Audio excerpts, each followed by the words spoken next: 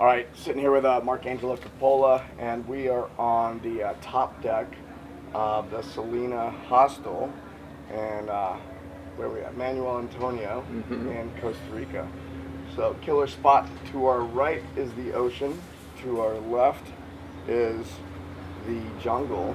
Yeah, seriously. Really, really incredible. I don't think I've ever done a podcast in such an epic location. I'm gonna have to look back, but I would agree. I'm in the same boat. Well, that's saying something. Yeah. How many episodes are you in? Like, where are you at now? Total across podcast episodes, I'm around over 600 at this point. Wow. Over 600. I am honored that out of 600, this might be the most epic location you've ever been to. It is, hands down. Hands down. Amazing. And we just walked out of the most epic mastermind I've ever attended. And for those of you that don't know what a mastermind is, usually the way it's done and the way it's pitched is, hey, let's get a bunch of entrepreneurs in the same place at the same time, and maybe not even entrepreneurs, just people that want to collaborate or have a conversation about something. We all get in the same room together and we exchange. Yeah. And it's a focused amount of time, and I've always, anytime I attend a mastermind, I get a ton out of it. And this particular mastermind was the most epic one I've ever been a part of. And, Damn. And I actually didn't even know what to expect. All I knew is that we were going to go to Punta Mona, and then we were going to go to Envision Fest, and I knew that I wanted to do both of these things. So thank you for making that happen for us and putting it together. And in fact, I didn't know much about you. I didn't know much about Marc Angelo prior to this week, so I really got to know who you are, and I feel like we're just scratching the surface. Yeah. So can you, for the audience and for me, just give us a quick little bio on about who you are and why it is that you would put together over 100 entrepreneurs, go into a jungle where we had to hike 3 hours in or take a boat ride to even get Only there. way to get there, yeah. And then also think it's a good idea for all of us to go to this festival on the other side of Costa Rica. Yeah. Honestly, sometimes I'm asking myself the same question. No, I mean, in reality, what I would call myself as a title is a philanthropist. And what that means is I've always felt this weird pull between two sides of my own psyche, and the lack of these two being bridged together within myself, but also within the world in general. And so those two sides are kind of the entrepreneurial spirit that I definitely embody. I mean, when I see a problem or I see an opportunity, it is just in me to want to solve it. It's just in me to want to be a part of that solution in some way, shape, or form. And build a business around it, or build something that it creates value for other people. And so, you know, in the world of entrepreneurship, the key metric is the ROI of return on investment, right? Like, what does that look like if you're going to put time and energy and money into something? How do you get that ROI? And on the other side of things, on the philanthropy side of things, you know, a few years ago, I basically took on this challenge as I was graduating from university. I went to McGill University. I studied finance and accounting, and essentially what I learned is the only thing I didn't want to do with my life through university, which was have a 9-to-5 and like work for other people's dreams and build something to nothing in my, you know, opinion. But basically, I decided to not let schooling get in the way of my education, and so I decided to watch a documentary a week for 52 weeks straight. Oh, wow. And I did all these other challenges, and now it's been actually 7.5 years I've been doing the same thing. So now it's expanded to podcasts and TED Talks and audiobooks and other things other than documentaries in some way, shape, or form. But every single week, I will sit down and watch these documentaries. And how I got interested in philanthropy is because I noticed that every single one of these documentaries would spend 90% of the time talking about a problem, sounding the alarm and getting us like riled up about whatever issue is going on in the world, whether it be the vanishing of the bees or the degradation of our climate or the challenges of peak oil or the challenges of whatever it took, like, you know, whatever was fucked up shit was going on in the world. I essentially was like, how do I take this on? And so I noticed that they were always focused on these problems, and we're only spending about 10% of the time saying we have to do something about it. And you know, the adage of like giving a man a fish versus teaching a man a fish just comes to mind. And when I think about entrepreneurship, entrepreneurs find out ways to fish.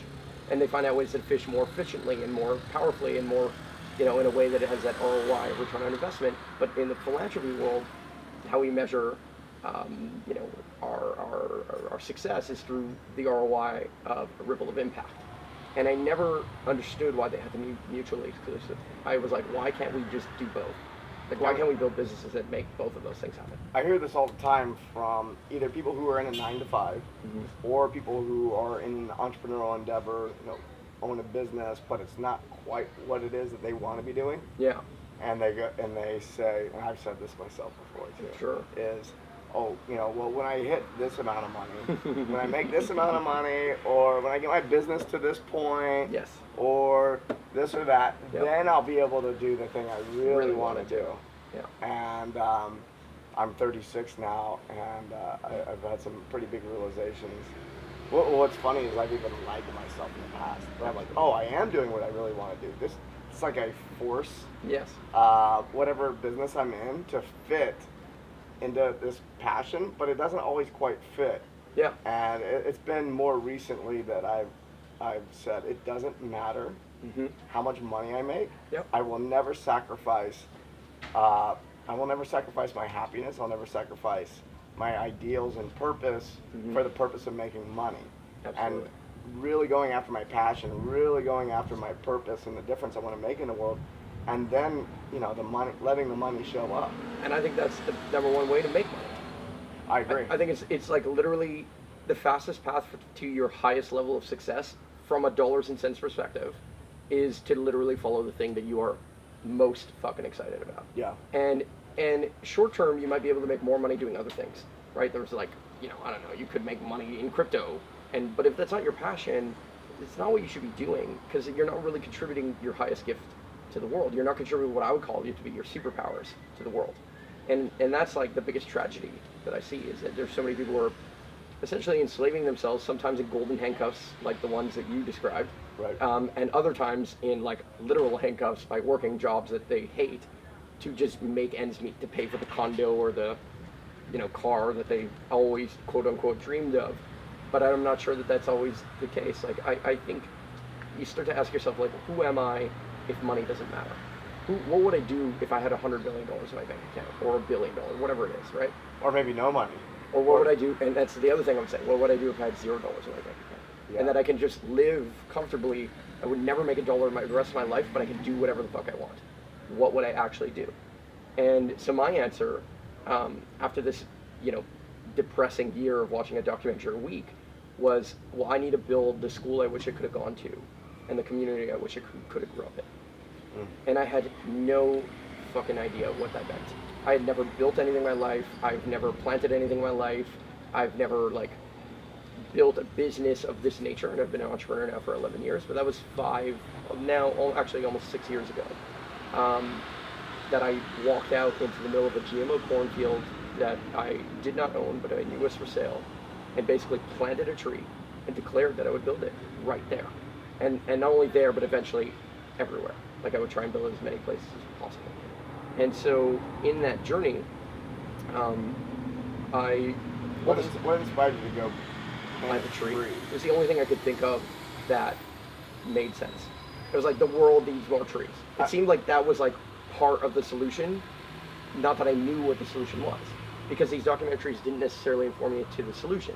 They just informed me of the problem. They taught me where money came from, like that there was more debt than there was money. And I was like, how the fuck is that possible? Like, why? We made money. Humanity invented this thing. Why did we invent it as a giant game of musical chairs?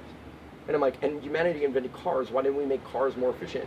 Like, why is it that we, and I know I've seen that, right? Like, I've saw, one of the documentaries I watched is like, who killed the electric car? It's like, we had the electric car years before Tesla. You know what I mean? Like, Yeah. We've always had more innovative technologies than the ones that we are currently using in certain moments. Do you think that we don't adopt a lot of these innovative technologies because, like for instance with the electric car, it's like, well, we still have oil. And it's like, well, we know we're going to run out, but until it runs out, we're always going to, I mean, we use up all the time that's allotted to us, right? Absolutely. We are risk takers. and we only listen to the alarms that are loudest and are most pertinent to literally affecting us right here and right now.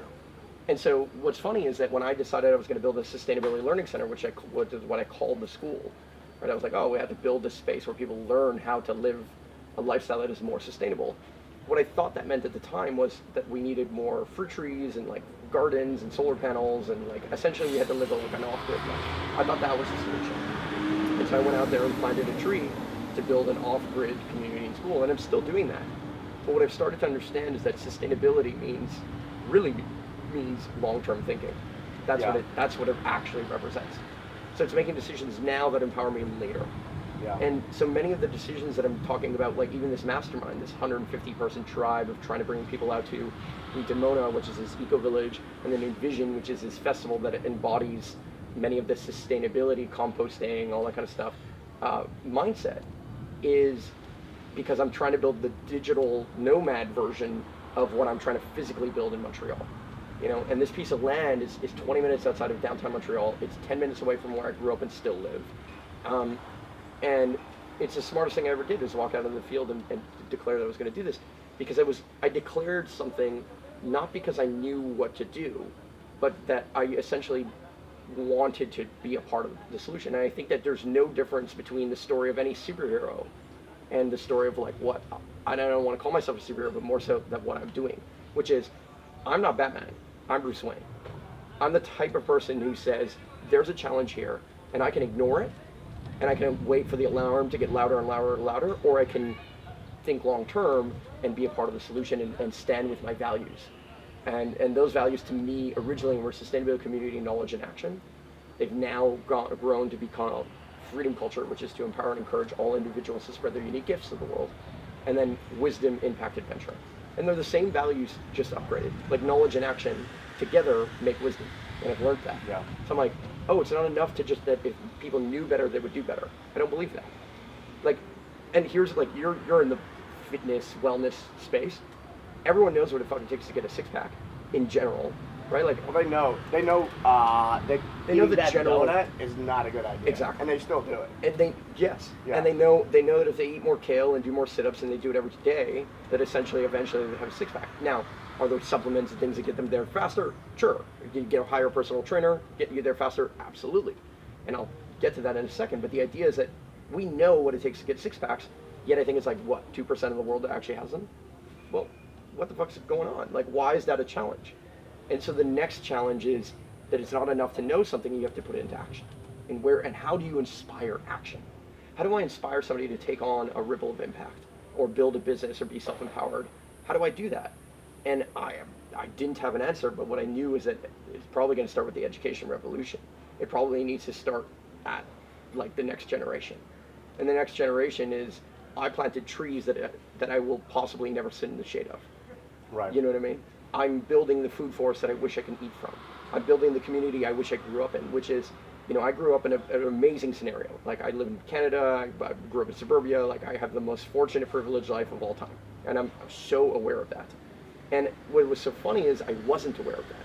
You know, I was the first person to be like at Occupy Wall Street with my camera being like, I'm a video journalist now, and I'm going to use my camera for good. And I was there being like, fuck the 1% and all this stuff.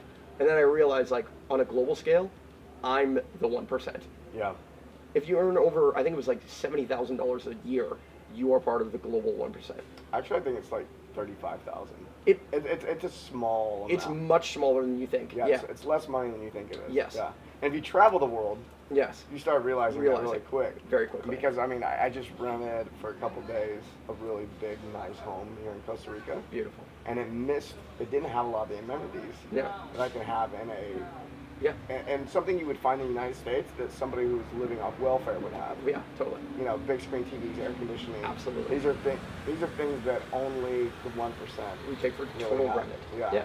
We take everything for granted. I mean, you know, only 2% of the world's water is fresh water. That's fucking crazy, and 1% of that is glacial, which unfortunately is melting. Wow. But so we don't think, like, we think, oh, we have all this abundance, and we do. And I think there's ways that we can, and I think there's technologies that enable us in the ways that we could not imagine.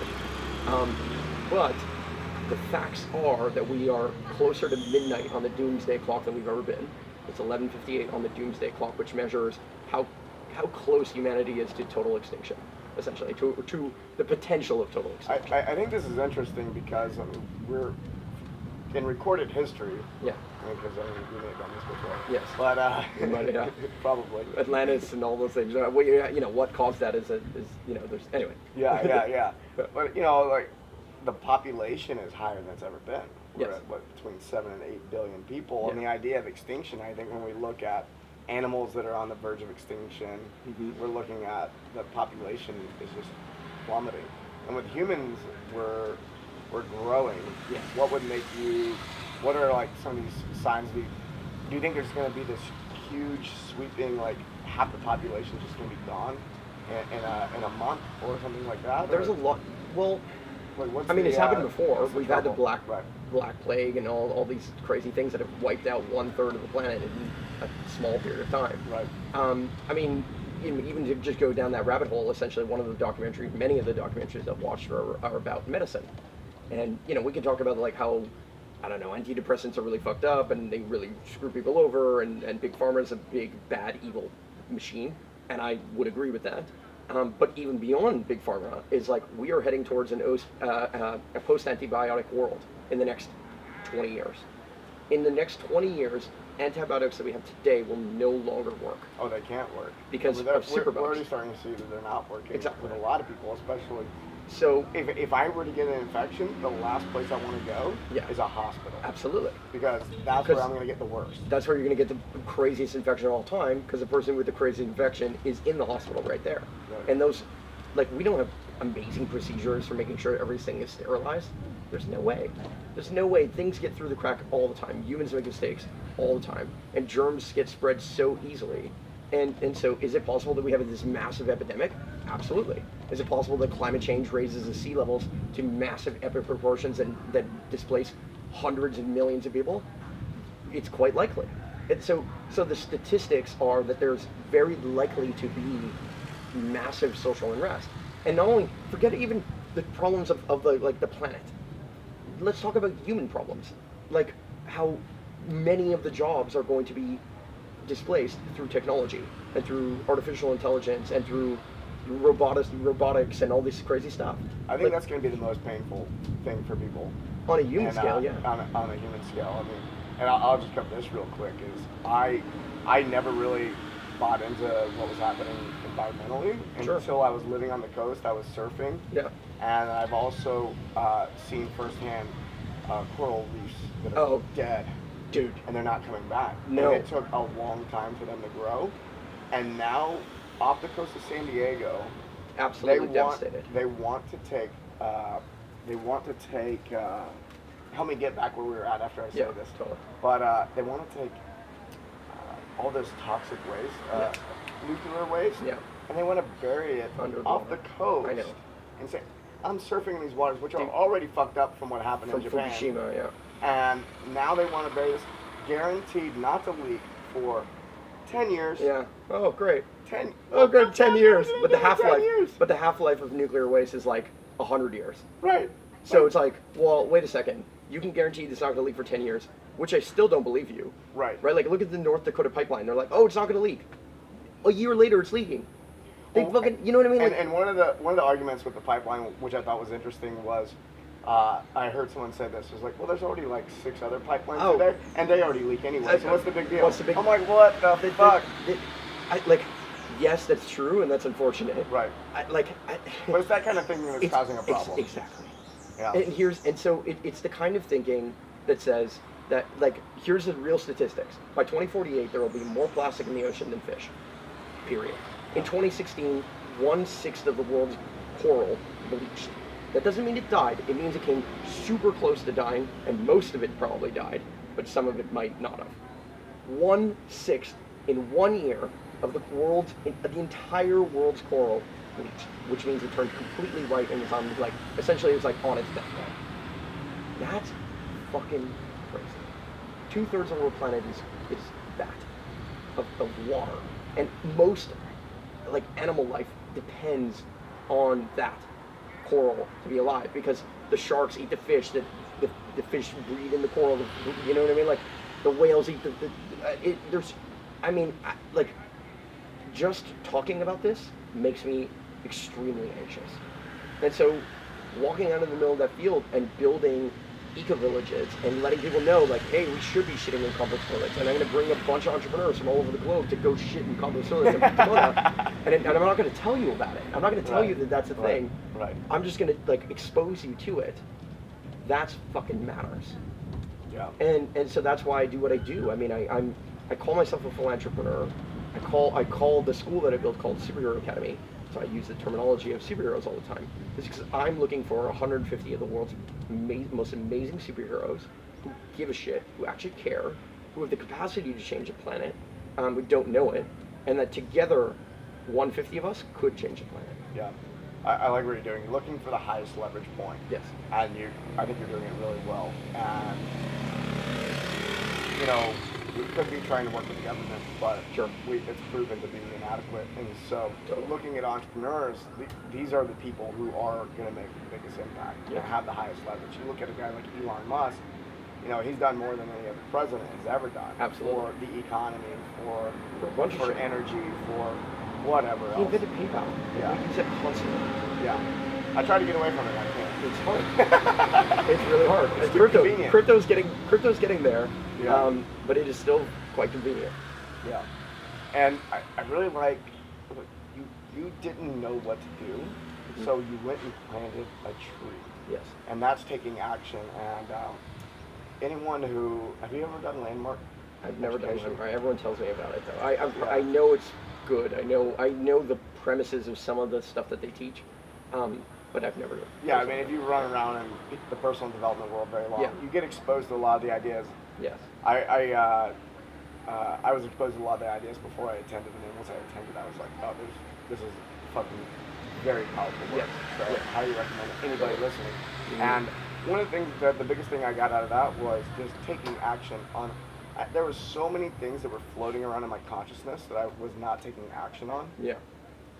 And after one weekend, I went and took action over and over and over again, and it snowballed. And then I became an action-taking fiend. And people who had known me prior to that would say I'm a person who takes action. Yeah. But you don't feel that. There's always a new level of totally. taking action. And so when you're feeling something that is inside of you and you push it down and you say, hey, not right now, that's a problem. That's gonna surface. Let's let that out. And you did it with planting a tree, because so many people sit and think, oh, well, the tree, it's not really gonna do that much, or this or this or this. But you actually did it, and now was it 11 years later? Was that 11 years ago? That was 6 years ago. 6 years ago, you planted how many trees? Oh, thousands. Thousands. I mean, the number of trees, plants, things that I've been a part of, hundreds, if not thousands, of trees.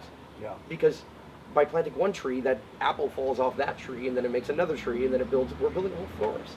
We have 66 acres in Montreal. We have another 66 in Vermont, and then we're looking. I'm in Costa Rica for this very purpose of finding land here. So when it's global north winter there, I could come here and continue planting trees.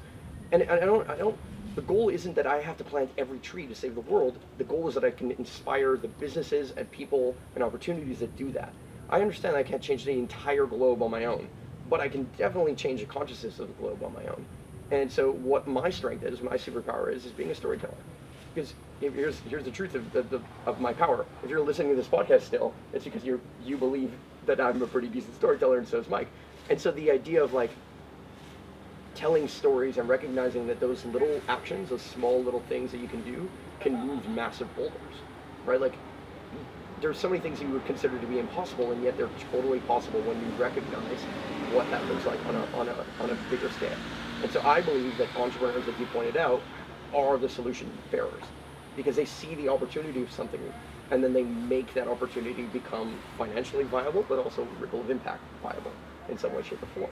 And not every entrepreneur is doing that. I mean, there's so many entrepreneurs. The reason I invented the word, I didn't necessarily invent it, but at least I'm championing the word and trying to make popular the word philantrepreneur, is because I met so many fucking social entrepreneurs that are building the next Angry Birds app and being like, I'm like, so how is this a social business? They're like, well, it's really cool, and like we're gonna potentially, like in 10 years, give some money to charity, and I own it.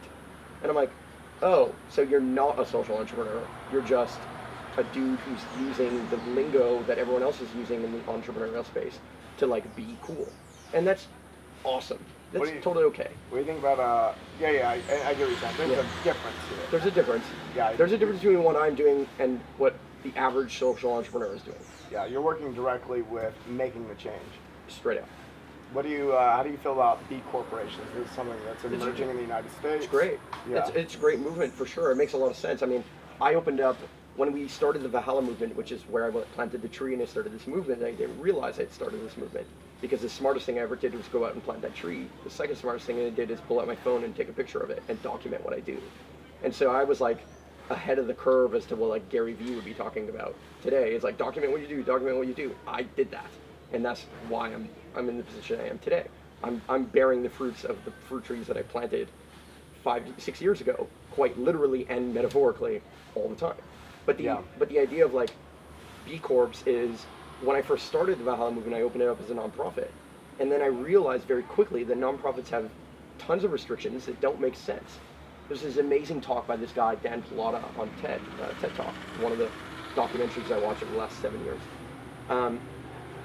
It talks about how marketing, the marketing budgets or percentage that of the nonprofit that can registered charity can use is about 10% or something like that. Oh, really? They're only able to use about 10% of their budget towards marketing because they want all the money to go towards the cause. Here's the thing. Would I rather 90%? Well, I think a lot of people who are donating money see that and they don't like that number either. Yes. Well, they don't understand business. They don't understand business. What they say is, what percentage of the money that I'm giving is going to the cause? That's what they want to know. So they made laws in the U.S. that say 10% could go to marketing, everything else has to go towards admin and blah, blah, but a large portion has to go towards the actual cause, quote unquote. Well, that's great. Here's an example of where policy seems to try and be part of the solution, but isn't part of the solution. And so that's why I believe entrepreneurs innovate, and that's where they create B Corps and stuff. But the idea is as follows.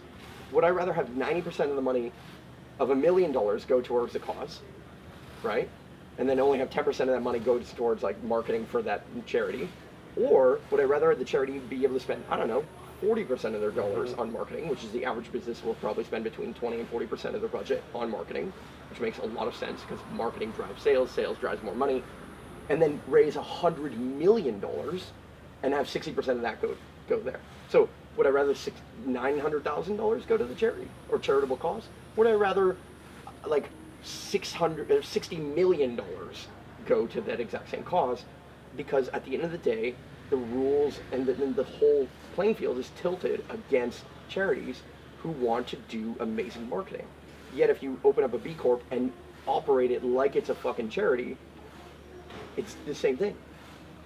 You know what I mean? So it's just like, I don't believe that the nonprofit world has the solutions. It just doesn't. There's been nonprofits that have existed forever, and we donated hundreds and hundreds of millions, if not billions of dollars towards cancer research, and I don't feel like we've gone anywhere. And yet I look at like some of these, documentaries, not to be controversial, but there's so many amazing doctors and people and naturopaths and like natural healers and medicine workers that have figured out many of the solutions to many of these problems. And I'm not trying to say we already have the solution to cancer or all cancers, but we've definitely figured out some things that actually help them. Oh yeah, I mean I have a friend, Chris Bork, ChrisBCancer.com. Yep. He totally aware of it. He's the entrepreneur who, even early on in his business, he was like, I don't know if I want to I don't know if I feel good about taking money and all this, and then over time he's like, oh, this is actually how you make the change. You actually operate as a business. Totally. Yeah. Why wouldn't, here's a question I ask myself all the time. People are like, oh, you run this charity, why are you doing this for free? Why isn't the mastermind free, or why isn't Superhero Academy free? And I'm like, well, first of all, if it was free, you wouldn't take it seriously. Yep. Number one problem is, just because you knew better doesn't mean you would do better. But if you put your money on the line or your resource on the line, whatever that is, right, I'll accept other people joining Superhero Academy if they're willing to work it off or do something. I'll trade any day. I prefer trading, in fact, compared to money, because I get more out of it personally. Yeah. But the idea is that we charge money because people take it more seriously. 2 people walked into the gym on January 1st. One walks in, has access to all the gym equipment, pays $50 a month at their membership. The other person walks in, hires a personal trainer for $500 a month, 10x the investment. Which of them have fucking six-pack by March 1st? Which of them have a six-pack or still go to the gym on December 31st, the end of the year? Like, who do you bet on? Yep, definitely. So, yeah, I mean, the gyms that I used to be in the business of helping gyms be successful. Yeah, I wanted them to charge like $200 a month, and you will actually have members that show up and actually get the result. Yeah. It's like, do you want a bunch of people who do not show up, or do you want a bunch of people who show up, get ripped, and then and when somebody sees them, it's like, what gym do you go to? You're like, that gym. Definitely. And so that's the difference between short-term thinking and long-term thinking, and that plays out across all businesses. That plays out across all industries. I believe that's playing out all the fucking time in our world. And so I'm looking for people who have gone through some level of personal spiritual transformation. It doesn't need to mean that they believe in God or anything like that. I'm looking for people who believe in doing something that is bigger than you. And that to me is, in a way, playing God. That to me is playing a role that is just so impactful, that is planting trees that you will never sit in the shade of. Like, that is all wisdom has, like, there's so much wisdom that says that we should do this. And there's so much science and data that says we should be doing this. There's like 1,000,001 reasons why everybody should be looking at philanthropreneurship as a real solution. I believe it's a solution towards an education system. I believe mentorship is incredibly valuable or valuable and important. I believe it is so fucking important that we build an alternative education paradigm, that we build the physical spaces where people can congregate, where they can communicate and collaborate, and where they can educate themselves. And so that's the mastermind. I talked about communication, education, location. And the whole mastermind is prefaced on freedom culture, wisdom, impact, adventure. It's like these are all words, right? And I can add whatever meaning I can to them. I can keep them vague, and I'm a master at doing that. And I understand how all of that works. And I mean it. And I really mean it. And so, why try and gather 150 people? Well, the gathering of 150 people is around the science of tribes. And it's what is called Dunbar's number. And Dunbar's number is kind of the study of how tribes would break down over time as they grew past 150, and they tend to fragment at that point because people couldn't trust one another. And so the level of trust that people can maintain with one another kind of establishes the level of community they can maintain with one another. And so that 150 person size tribe, give or take, I'm sure it's, if you have 160 or 140, generally in that range, is a number that is kind of championed as being the perfect tribe size from a, indigenous culture size. Well, then the same is true, in my opinion, of an entrepreneurial group or a mastermind. And everything that I've done, everything I've built at Valhalla has probably cost less than about $150,000. Like all the greenhouses, the earthships, the trees we planted, like all the crazy stuff that we've done. I don't want to say it's worth less than 150, it's not. But in dollars and cents, how much money we put into Valhalla, not including the land, is about $150,000. If I have a mastermind of 150 people who put in $1,000, that we can seed an eco-village every mastermind or every month if we were charging $1,000 a month. Yeah. So this mastermind and what I'm doing with Superhero Academy, from white belt to black belt, is a giant experiment. And it's an experiment of trying to build, like in martial arts, a system that supports people from white belt, meaning I don't know what I want to do with in the world, but I want to do something impactful. I want to be a philanthropist, but I don't know how. All the way up to the levels of mastery and masterminds that enable people who have done this now to combine their forces and genius, like the Power Rangers, to fucking make this epic thing that is bigger than all of us, that enables us to change the world in some way, shape, or form.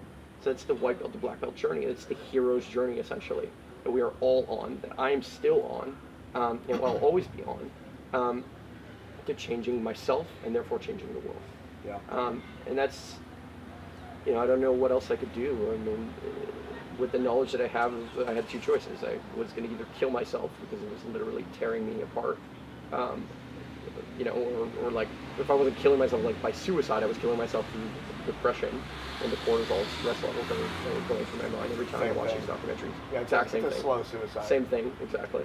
Or I was going to do something about it. And I think one of the pieces of wisdom that came to me, I don't even know where I learned it, but is that every time I was pointing a finger, there were 3 pointing back at me.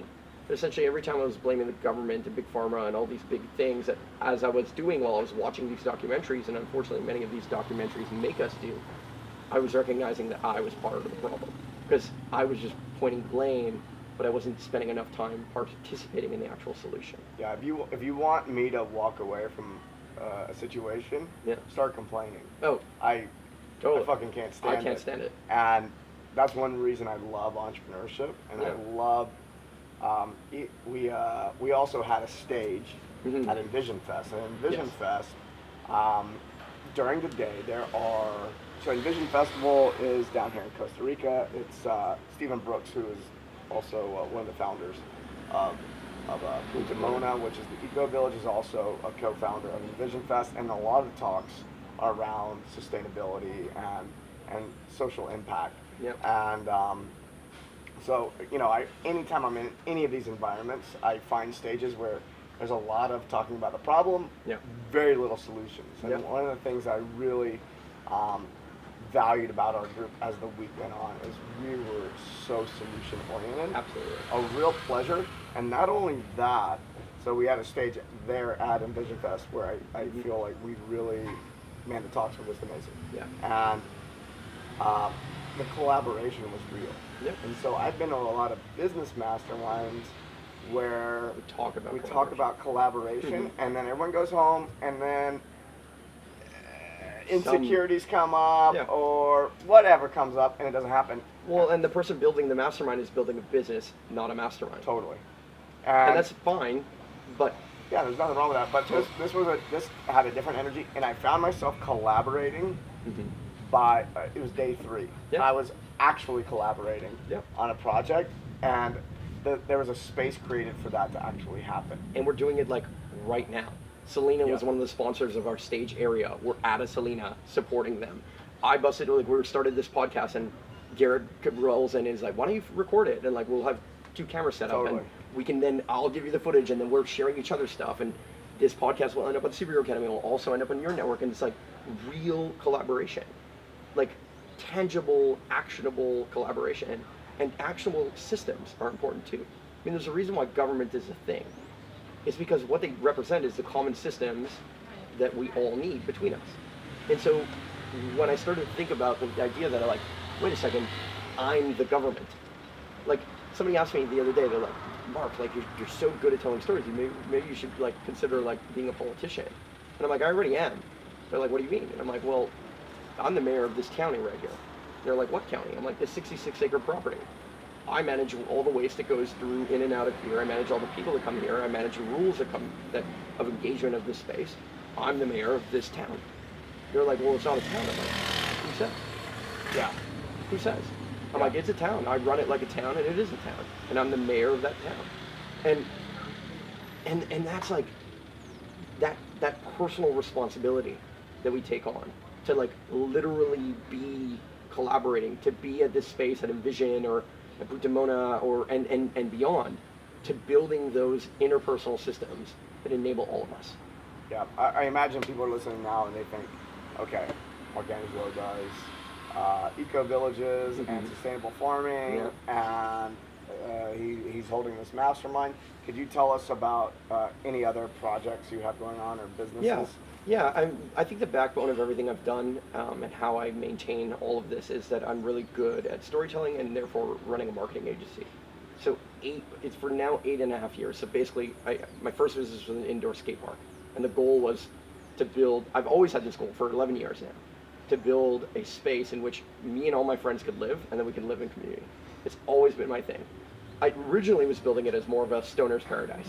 And it was because I would smoke weed and I didn't want my parents to know, so I would always hop out to my friends' cars, specifically in winter when it was freezing cold outside. And then I would wait for my parents to go to bed so I could go home and like do my thing. You know what I mean? And I was like, what if we like built like a bar or a lounge that didn't have a cover, that wasn't like blaring music that I couldn't hear each other, that like literally just did things differently, and that all my friends could participate in. And so I sold that, and I started a marketing agency to reverse engineer building this same lounge, the same space, and now I call it an education center, basically, or a school. But essentially, I've always had the mentality of trying to build a school, and how I've done it is I'm good at understanding how attention flows online. I'm good at, you said it yesterday, you're like, I'm good at being popular. And I'm like, I'm good at making people be popular. I'm starting to be good at being popular myself now too, because I'm emerging. I feel like I'm taking off the Batman mask and like allowing my own Marc Angelo character to be a thing. And it's happening in every sense of the word. And so what I do is I help people find that attention, because I really believe that attention is it's always been the currency, but it's now a real currency because of the tools of social media, the tools of like what we pay attention to. The possibility of gaining attention from a mass amount of people is at all-time high. All-time high, yeah. Because of Instagram, YouTube, Facebook, all these things. You know, if even 30 years ago, being popular meant, maybe 1,000 people in your town knew you, and you were doing stuff with them, and whatever. Maybe you're on stage for this or that. But now it means hundreds of thousands, millions of people who have their attention. And so it's an interesting time. Has never existed before. Never existed. And we're going through, however, what I would say is a cycle that has always existed, which is we had a period of decentralization, and everything just like opened up, and it was like what I would consider to be like almost like a land grab, an attention real estate land grab on Facebook, YouTube, Instagram, all these things. It's still happening. There's always the next platform. Like I believe right now LinkedIn is super hot, and it's really interesting, and it's gaining momentum.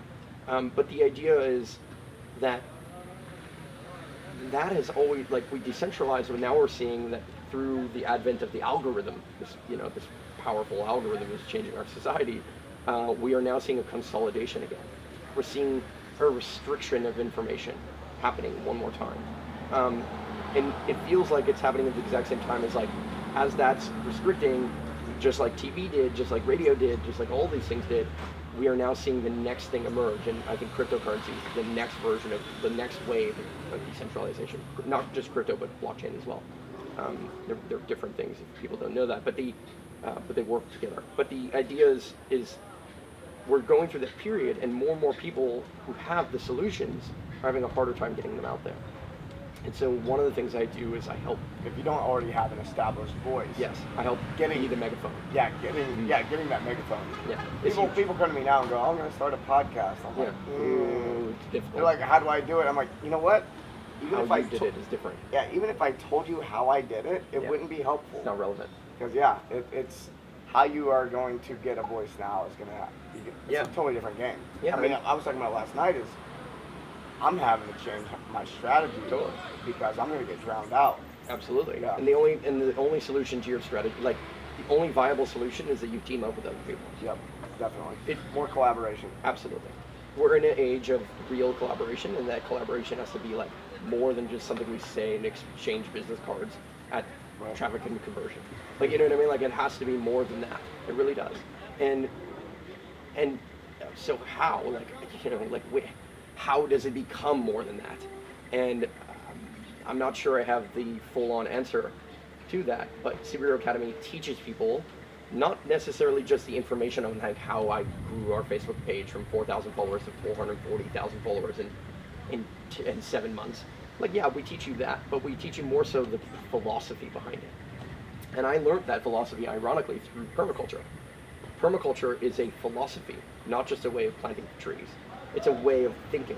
It's a way of like, the first principle of permaculture is observe. And it's like, if you want to know how Alexander the Great was so great, it's because he saw the field. He observed what was going on around him and was able to make decisions based on the observations he had. And that's why he's been so empowered. So doing that, being mindful that observation is like a principle of permaculture, well then why not take those exact principles that we see and observe in nature and apply them to business? And I believe that is where we're going to thrive. And in the world of nature, the world of nature, there is no tree that survives without mycelium. There's no there's no mycelium that survives without water. There's no water that survives, like in a sense, all things are codependent, and we build ecosystems in nature. In nature, build ecosystems naturally. Well, then how do we do that on the entrepreneurial scale? How does that happen right here, right now? And I think there are answers to that. I think what Superhero Academy is, what the Valhalla movement is, what everything I do is, what the marketing agency that I run is, distribution agency, all that stuff, all the people I work with that, I quote unquote hire, but I would rather say that I co-create with. We're all of the same mentality. We all believe that we can do more. We all want to be a part of something bigger than ourselves. To be honest, the people who at Walmart feel the same way. It's like the people, you think that the person who started Walmart was trying to be the evil corporation? No, of course not. Nobody wants to be the evil corporation. I literally met this guy, Paul Taylor. He was the CMO or one of the chief strategists and brand strategists at Coca-Cola. He invented Dasani water. Do you think he wanted to invent something that was going to pollute the world? He didn't know. Yeah. He literally, and I spoke to him, and he's like, man, I did not realize it was having this impact. And now I know it is, and now I'm trying to shift my dharma.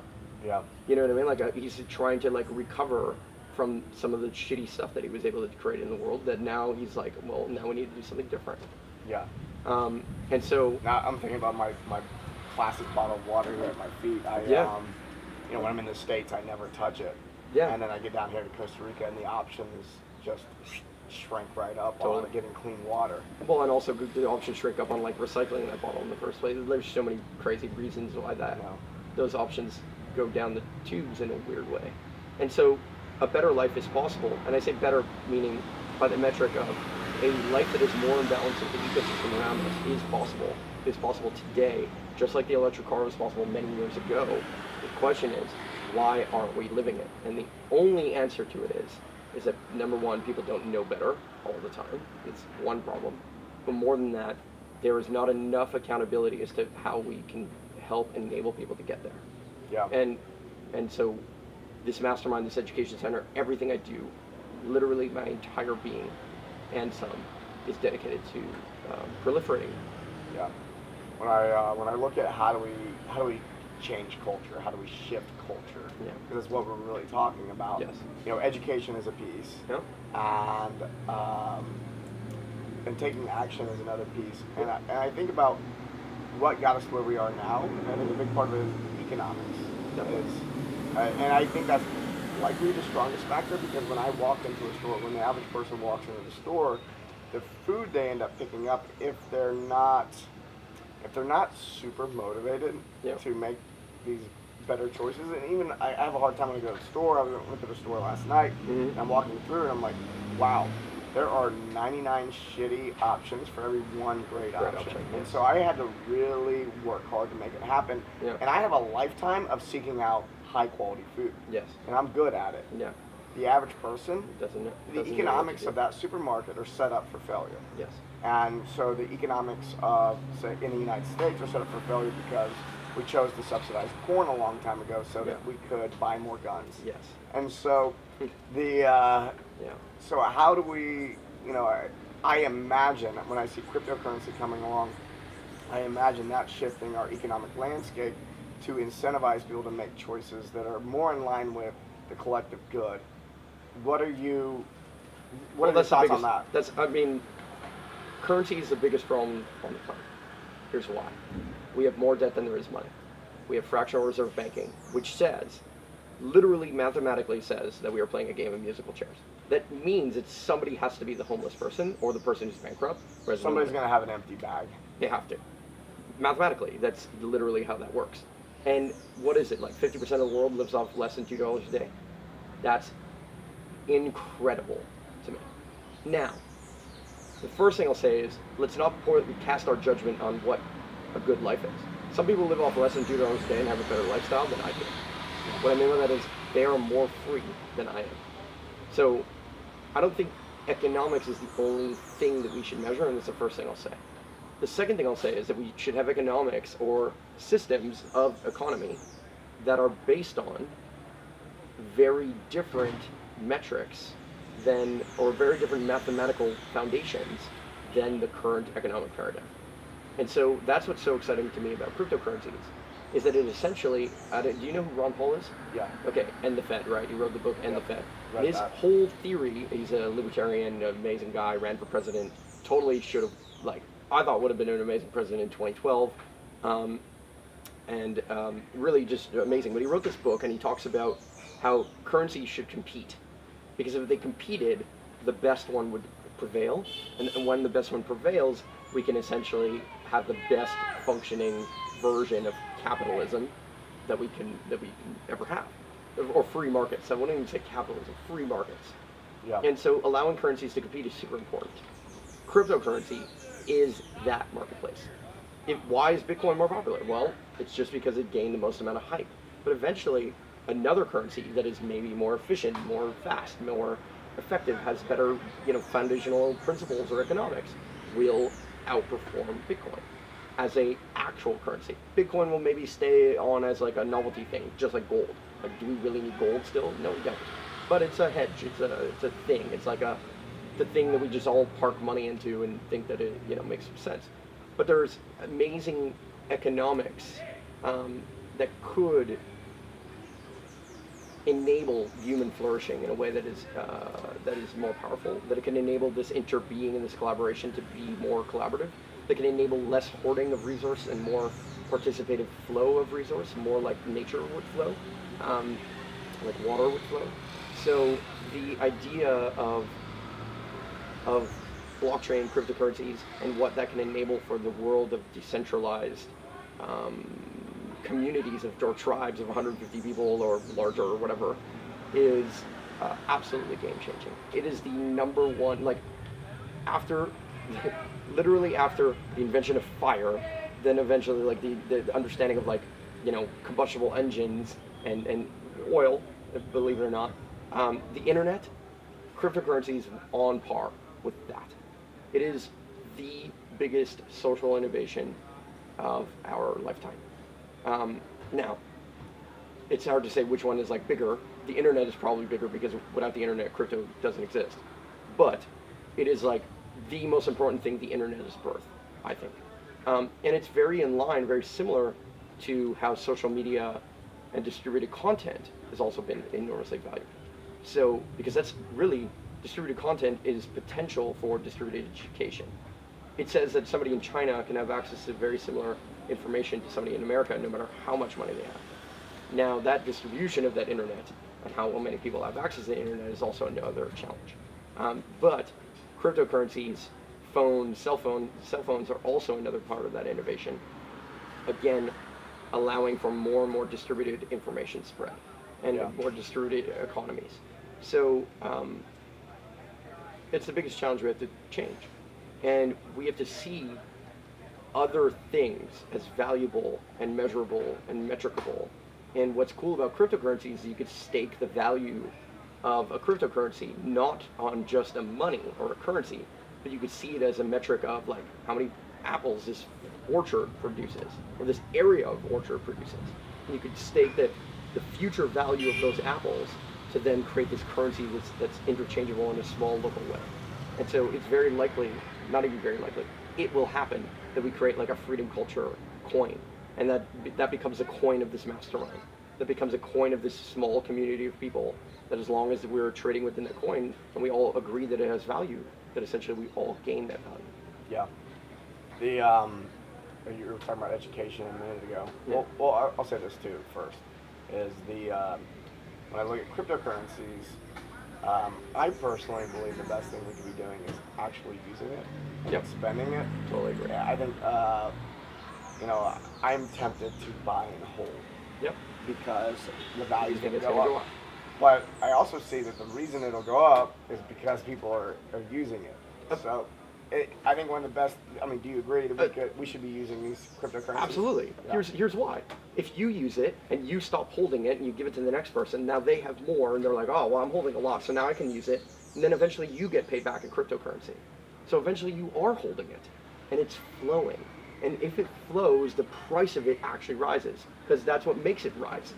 The rise of anything, the value of something is based on its demand and supply. Right. Yeah. Well, the supply is something that we now know mathematically is controlled in some way, depending on the mathematics of how any one crypto is mined or created. And the demand is based on how many people want it. And want it means how many people are accepting it. How many people will accept a payment in it. Or how many people want to, even if they're just to hold it. So the number one thing you can, and anybody who has or is in the game of cryptocurrency can do, is actually maintain the use of the cryptocurrency. These currencies are meant to be functions of exchange of value in some way, shape, or form.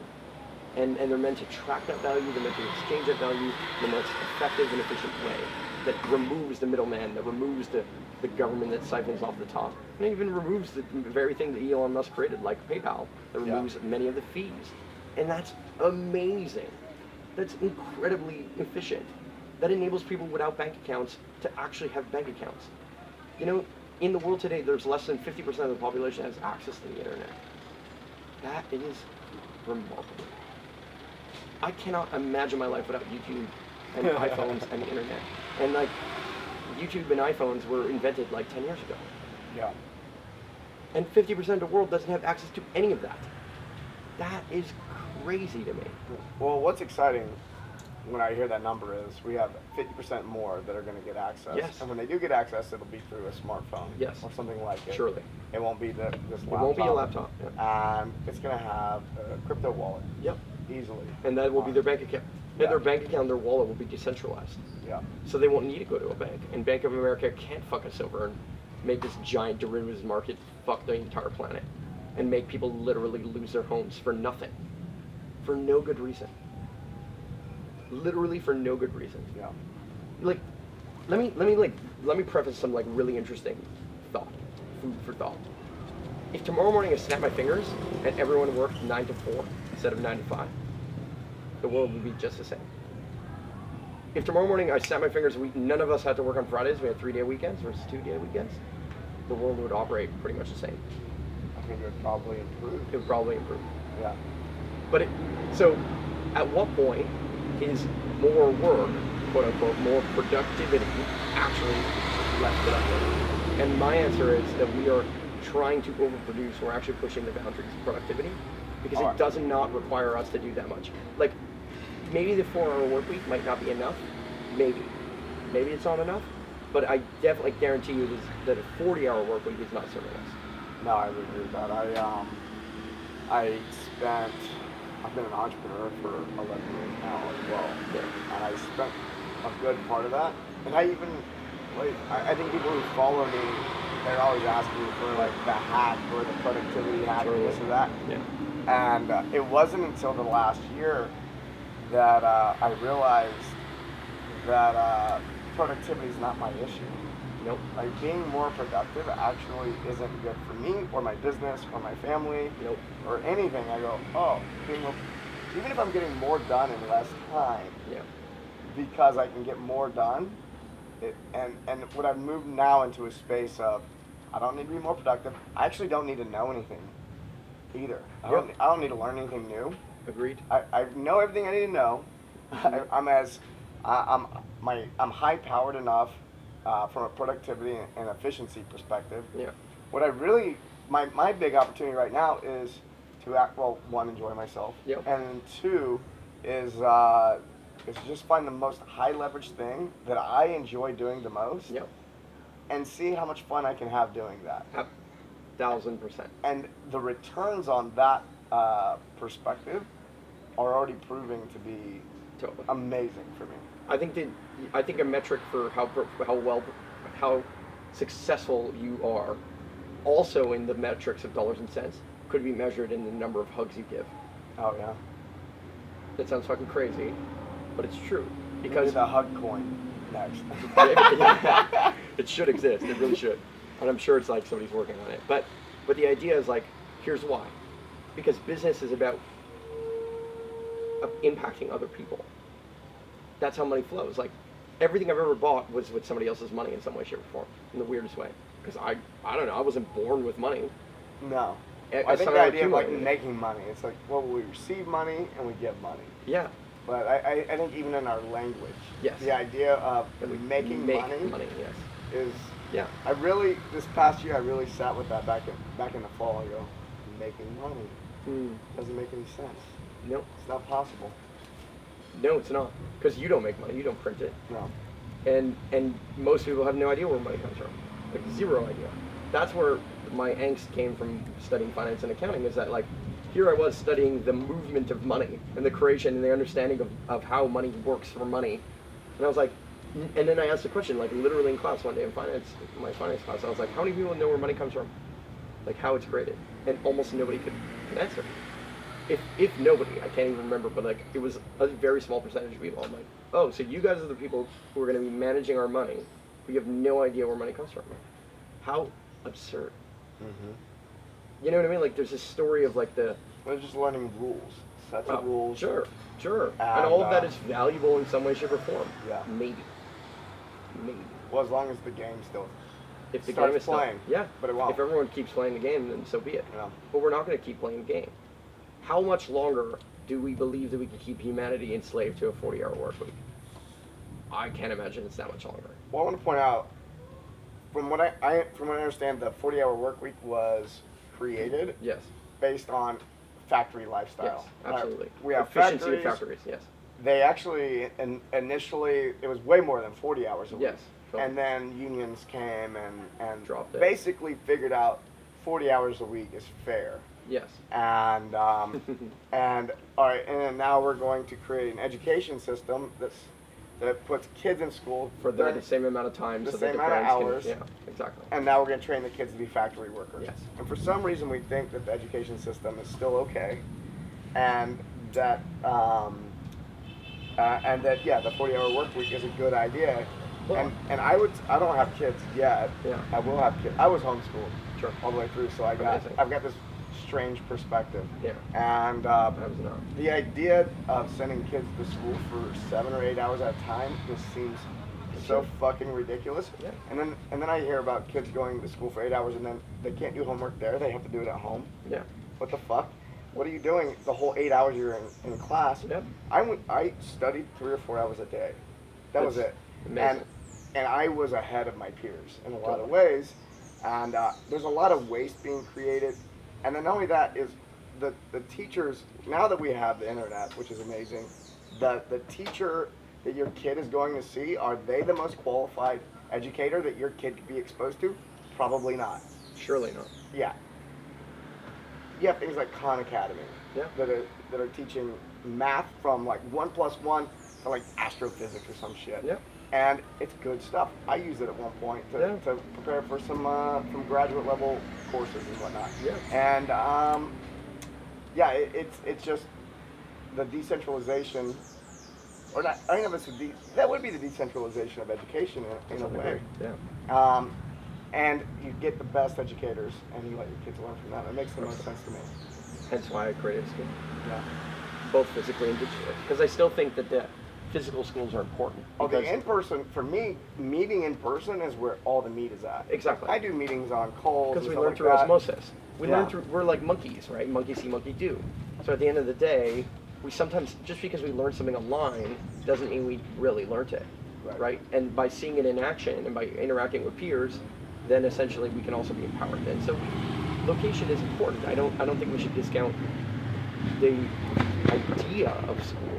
I think we should just discount the idea that we have to go to school, like you said, for 8 hours a day. I think we should discount the idea that we have to work for 9 hours or 9 hours a day. Like, there's so many things that are systematic that we do not think about. And I think my life changed when I watched these documentaries. One of the biggest things that changed for me was that essentially I kept asking myself, is this me? Like, do I use this toothpaste? Is this me? Do I have to use a plastic toothbrush versus a non-plastic toothbrush? Is this me? Like, all of these other, there's so many things I started to ask myself about, or question about my own reality and my own stuff. And over time, you start to realize what is happening around you, how unconscious we were about some of the things, and like how many decisions were essentially programmed just because of the culture that I grew up in. Mm-hmm. And so, how do you build movements that shift that culture? And I believe those movements are built through story. They're built through opportunity. Like Gandhi couldn't have made a movement. You don't make movements, you ride them. You take advantage of them to make change happen. So movements are much more like riding waves in the ocean and being a surfer than they are about being an earthquake and building a tsunami. You know what I mean? Like both are possible. And to those of you who are looking to make tsunamis happen, power to you. I'm to some degree one of those people. But more so, I recognize that there are movements that are afoot. I believe that the word philanthropreneur is a word that will be extremely popular if I have anything to do to say about it, and it will be. You know why? Because I'm coming on your podcast and I'm saying it, and so now your people are going to hear it and they're going to talk to the next people, and I guarantee you I will make this word popular. And a handful of people will hear this and they'll go be philanthropreneur. They'll be like, wait a second, I need to be more of a philanthropreneur. And that person will inspire the next person to do it. And then there'll be a thing that they put on their Instagram and like, I'm a philanthropreneur. And I'm like, oh, cool. And that's all I want. All I want is to inspire people to try to move to the next level. Yeah. And the next level for me is in philanthropreneurship. I believe that that is a key thing. And I don't think everyone should be an entrepreneur in the sense that everyone should be the leader. That is not what I am promoting. I believe, in fact, we need more freelancers and followers than we do need leaders. Yeah. What we need, however, is for people to ask themselves the question, is this me? And that boils down to, like, this is, you know, some people might, in this audience, are probably related to more health and wellness in their mind. And so they'll ask themselves, is this me, when they're talking about the food that they eat or what macronutrients or whatever nutrients they're putting in their body. Great, those are great questions. Now let's move to, like, once it comes out of your body, and you flush it down the fresh, clean water that is 1% of the world's water supply, and you shit into the toilet and flush it down and you have no idea where it goes. Over time, you have to ask yourself, is this me? And don't get me wrong, I use flush toilets too because that's what's available to me. But in the eco-village I'm going to build, we're going to build systems that are flush toilets, but that use black water, gray water systems. So essentially, imagine I turn on the sink and I wash my vegetables to clean them, and then that water goes into a gray water system, aka it's slightly dirty water. And you take that water and then you use that water to flush your toilet, and then you use that to be a black water system. And in that black water system, you're using it like a compost toilet to break down the human waste to turn it into human manure, to turn it into compost, but to also reuse that water to then garden the roses that are outside. Yeah. Have you seen the toilets that they separates the water from your shit? Yes. Burns the shit. Yes. Totally. Creates energy. Yeah. And then you can use that water. It's clean water after that. The solution is there. Yeah. We have the solutions. They're not that expensive. Your ability to put solar panels on your roof is cheaper now than ever. Fucking Solar City will do it for you for free. And literally make, your energy bill right now will just go down if you let them install solar panels on your roof. That is the, first of all, genius philanthropreneurial business model. Again, thank you, Elon Musk. And fucking simple. Like, win-win scenarios. Right? And that's what entrepreneurship is like finding those win-win scenarios. Yeah. So if you're listening to this and you're an entrepreneur, you're a wellness warrior, you're a whatever you are, whatever title you want to give yourself, I challenge you to ask yourself, how are you participating in something that is bigger than you? How is what you're doing helping the macro picture? And you don't have to change everything, but just like, how do you do a little piece of something? How do you put in like a few hours a week into something that's bigger than you? And I really believe that, like, literally, to change the world, it takes about an hour a day. Yeah. It sounds crazy. I would agree. I mean, 5 minutes, if you're doing nothing, 5 minutes is going to start making an impact. Totally. All right, I want to, last little bit. Yeah. I want to hear your perspective on how the mastermind went. So, sure. You know, the journey into, from my perspective, I'm looking at, the journey into Punta Mona, the time at Punta Mona. Then we crossed from the East Coast to the West Coast, and we hit a Vision Fest. Yeah. So, can you just describe to me how was this mastermind for you, and what do you see emerging from it? This mastermind for me was incredibly difficult from a logistics perspective, and somehow we pulled it off, which is amazing. And I'll speak to that first. It was very challenging. It was the biggest group I've ever brought together. I'd done two pilot events, like an alpha and a beta. Both were 35-person-ish events. This event was closer to 115 people. So that alone was very challenging. But it was definitely the best event I've ever put on. I think it was incredibly transformative. It had nothing to do with what people did for a living. It was not the traditional kind of mastermind where you exchange business cards and talk about business all day. But I believe the most amount of, like, it will be one of the most effective business masterminds also that the world has seen. And I don't think that that's because of me. I really just stepped out of the way. I just created the container. Most of the reason you're like, I knew nothing about you and I knew nothing about the mastermind. I'm like, by design. Yeah. Literally by design, my goal was to not make you show up just because some other big speaker was going to be there. And like the invite page has no faces of who's going to be there on it. Like I promised 0 people. Yeah. And all I did was say, I really believe that we need to have this, that essentially it was invite only. It was going to be heart-centered entrepreneurs and game changers. That's the only thing you knew. And with that, we embodied the message that the mastermind needs to embody in the first place, which is to build a 150-person tribe. The number one metric that needs to be, that matters is trust. It's the number one thing that we need to be mindful of.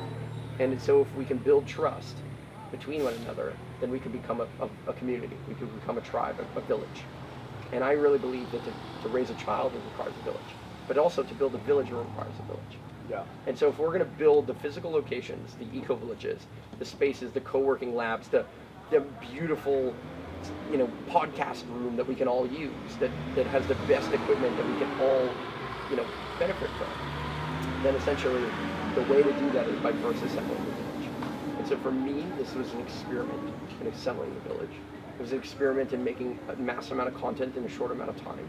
It was an experiment in allowing my megaphone that my marketing agency and the people that I work with help me create and build and maintain, that I can essentially be the biggest way that I can help amplify your message and the next person's message as well.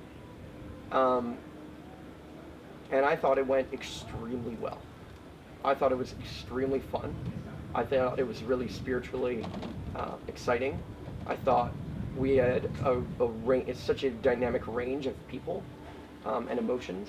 Everything from like men's and women's circles to song and dance to partying on the dance floor on psychedelics at Envision to a stage where you could give a talk or like a TED style talk to boat trips. I mean, we literally flew people across in like private jets. We rented every private jet that we could find in Costa Rica and flew people across the country. They were nice too. They were super cool. I was like, oh, I wonder what we're going to be getting on. It was like a really nice plane. Dude, it was great. It was like arguably one of the most valuable masterminds for the price point ever. Like, incredible. And man, trust me, I think like from my perspective, I gave about like it was maybe an 8 on 10. My perspective, compared to what it could be. From most people's perspective, like this was like way beyond anything they could have imagined. And from what I've heard, right, not from what I think. Yeah. And so, but most importantly, what was the most exciting thing to me was the willingness that people had to play and understand, not only understand, but really willing to participate in what I would consider to be building the collective flag. And the collective flag is the idea that anonymous or rainbow-colored flag or stars and stripes does not belong to any one person, but represents something to every person. And what this mastermind is looking to create is that common flag that we can all fly, right? You talked about doing it as a network of like, what if we put all our content on one network? And that's an amazing way of flying a common flag to grow all of our networks. Yep. And to cut through the noise for all of us. For you and me as individuals, but also for the we. And so I really believe that the new story, the new paradigm that we're talking about, Charles Eisenstein, one of the mastermind attendees, talked about, is when I turns to we and illness turns to wellness. And for the first time in 6 years of building eco-villages, I think I felt like people got it. This is the first time that on a high level, people understood what it meant to build a collective flag. And I couldn't be more excited about that. I couldn't be more excited to literally give every resource and every ounce of energy I have towards building this and raising this collective flag and doing it together with all of you. And not only doing it for the people who show up to the mastermind, we're doing it for all the people who are listening to this podcast. Literally raising a flag for all of us. Because I believe Anonymous is doing great work for all of us. right? Exposing some of the amazing things that are happening in the world. I'm not part of Anonymous necessarily, or am I? but the idea is that they are doing work for all of us, and I bow to the people who do that, and I am so amazed at the talents that so many people around the world, all the superheroes and super talents that people have all over the planet are remarkable to me. And so building this tribe, this first 150 and then eventually fractaling into multiple 150 person tribes, that's the Dharma that I feel I'm able to steward. I see the picture, I see it clearly, I see how we can build this clearly, and now my role is to just literally just champion that flag and maintain that greedy mentality. And so I felt for the first time the full-on success of that. And the last two masterminds had that, and people understood, but not fully. But this time around, I'm like, no, we've got it. Like, it's here. We can do this. And weirdly enough, like, I actually believe we can do it. Yeah. And that's super. Yeah, that's really meaningful to me, and I think to the world. I'll be at the next one. Fuck yeah, dude. Hopefully somebody listening to this will be there too, you know what I mean? Like, likely. Invite, yeah, surely, totally likely. Invite only, it's the kind of thing that we're going to do, and even those who can't, we're going to cap it at 150 people, so we can't invite everybody. But what we can do is have all of you join us in Envision next year for sure. The next mastermind we're going to be hosting is September, so that will be different, but I don't think it will be linked to like a festival. Because the goals will be different at different masterminds. But next year at Envision, we can be there. Yep. And there's thousands of tickets that are going to be, by the time this podcast is out, tickets will surely be available. And we will have our ability to buy those tickets to Envision through Superhero Academy. So you could be part of our camp. You can have the experience that we have, be part of this private camp, next year we'll for sure have private Wi-Fi and showers and bathrooms. I had a meeting with the Envision team 2 days after Envision ended, and we're like, this is what we're doing, and we're going to expand that camp. So we'll have a minimum space in our camp for at least 300 people. Nice. So, by the way, I mean, I've done Burning Man, I've done other festivals, and the camp, the Superhero Academy camp we had was just fucking incredible. On point. It's join the camp. Yeah. Or if you don't get into the camp, come hang out. Come out at the stage. Come hang out at the camp. We did crazy shit. You really don't even have to be a part of the camp to get a lot of the benefit. Totally. Because we're doing, the talks aren't so we can hear each other. No. It's so we can talk to people who are at Envision. Absolutely. Yeah. Absolutely. And hundreds of people participate in those talks, if not thousands of people. And we did the craziest shit ever at our camp. Like, we had a Shabbat dinner. That we had a 150 so awesome. Person wedding style dinner in the middle of a festival, and it felt like I was at a wedding. It felt like I was at a private dinner, the fancy ass private dinner that was cooked for us. It was incredible. Like, even I was surprised. Like, I can only imagine what the event felt like from your perspective, but from my perspective, it was total. Like, it was incredible. Well, I want to share this. I think we will get a kick out of this. Is for the Shabbat dinner, that afternoon I decided to do. I won't say the one, but I decided to do go on a psychedelic journey that afternoon with a couple of friends, and so we were actually lounging in the camp area, just enjoying the festival and enjoying our journey, and we watched our entire stage area transform into what looked like was being set up for a wedding or something. And I've never been to a Shabbat. Me either. I had no idea. Me either. And I'm sitting there, I'm watching these white tables come out, and all this food gets set up, and these dancers come through, and I'm sitting there, I'm tripping. And I'm going, what the fuck is happening? And I was like, I really don't care, but I think it's going to be awesome. And the next thing I know, I'm being invited to come have a seat. It's a free dinner. Yeah. Oh, it's Shabbat. It's a Jewish thing. We're going to have dinner. We sit down. So there's about 4 of us that all went on the journey, and we're all sitting together and looking at each other and laughing. Yeah. And we don't even know what to think about it. We're just enjoying it. I felt like I was in a scene from Alice in Wonderland. Yep. And there's amazing food. And then they said, okay, now go stand up and go get your food. And we were the first in line. Yeah. We just happened to sit in the The perfect right spot, yeah. So not only did we get to watch it set up, not only were we in the perfect situation You're the first mentally, person who got served. but we got served, and we went through and got food, and it was amazing. Yeah. I had the flavors were just exploding. All cooked by the Punta Mona staff with food mainly, not mainly, but a lot, in part from Punta Mona, grown at Punta Mona, which is amazing. I ate the best food, the Yeah. freshest food I've ever eaten for a whole week. It was amazing. So then I do the Shabbat. So we enjoy that. We're having a good time. We're laughing, and I get invited to go to a tree house after that. Oh yeah. So then I go to this tree house, and I go sit in a circle where we're all setting intentions and smoke some really amazing weed. Yeah. And we all end up like going like monkeys. So I go from like this Shabbat where I feel like I'm in Alice in Wonderland. An hour later, I'm in this treehouse and everyone's dressed up like fairies. So, Oh my god. by the way, if you've never been to a festival, this is just the kind of shit that happens at festivals. Crazy shit. And now I'm like hooing like an ape with a bunch of fairies in a treehouse. I feel like I'm in Peter Pan. Yeah. So I go from like Alice in Wonderland to Peter Pan in an hour while on a journey. Yeah. It was a perfect evening. Then go and watch Bob Moses. Oh. Totally. And the bass that was coming out of those speakers. Amazing. Oh my! Did you feel that? I totally felt that. It was.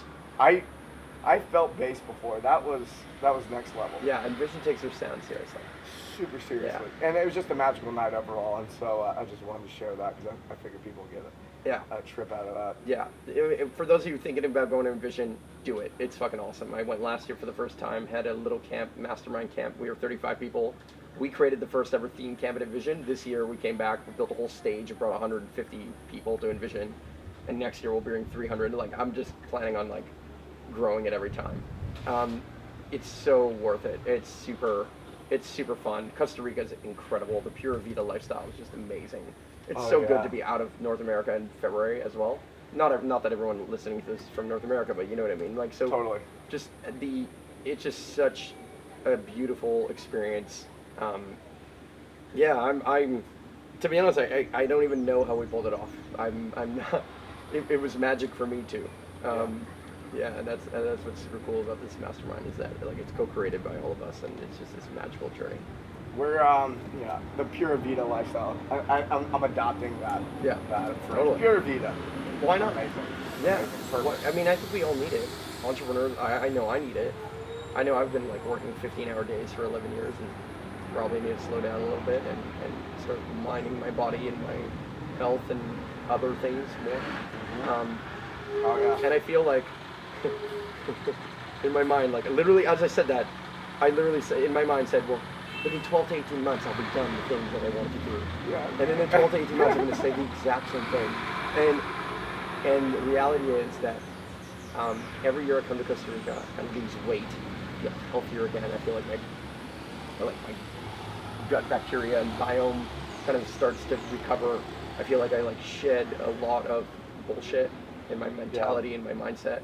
I moved through my fears. Yeah, totally. I moved through my fears of like the whole time, and like the entire time the mastermind was going on, I was like, I wonder why people find this valuable. And then it's obvious why it's valuable, and I know it's obvious why it's valuable, and like my higher self is like, what are you, stop being an idiot. My Marc Angelo in me is like understands that. The Marc in me, like the smaller, side of me was like, oh, well, yeah, I guess it's kind of successful, or I guess it's kind of cool, like maybe we could have done better, or like whatever it is, and the answer is just like, oh, that is so silly. And so I mean, this mastermind to me is the digital nomadic version, kind of festival mirage-like version of of building real physical communities. But my goal is that through the mastermind and the locations that we support and all the money that we're curating to pooling together, that we can build this common infrastructure, that we can support our fellow brothers and sisters and superheroes, and that we can literally seed eco-villages every time.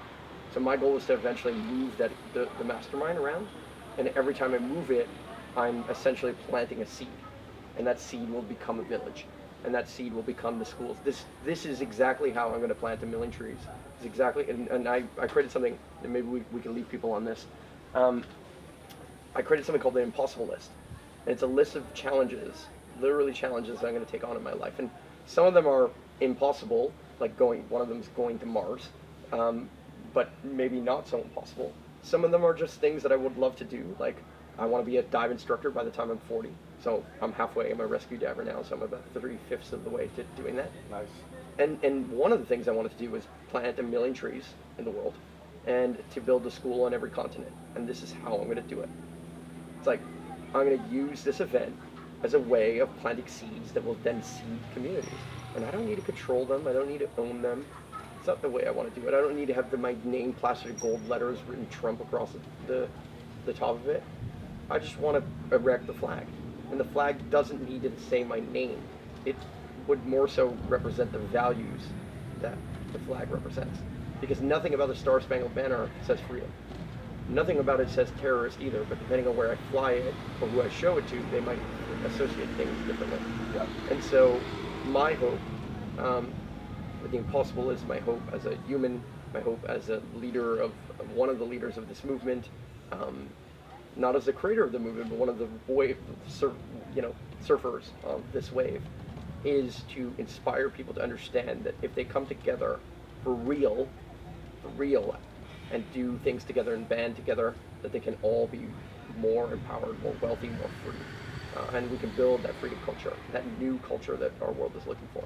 And the technology and all the things that we need to do that and learn for that, they all exist, they're all possible, they're all here right now. And that's fucking exciting. We have all the answers to the world's problems, we really do.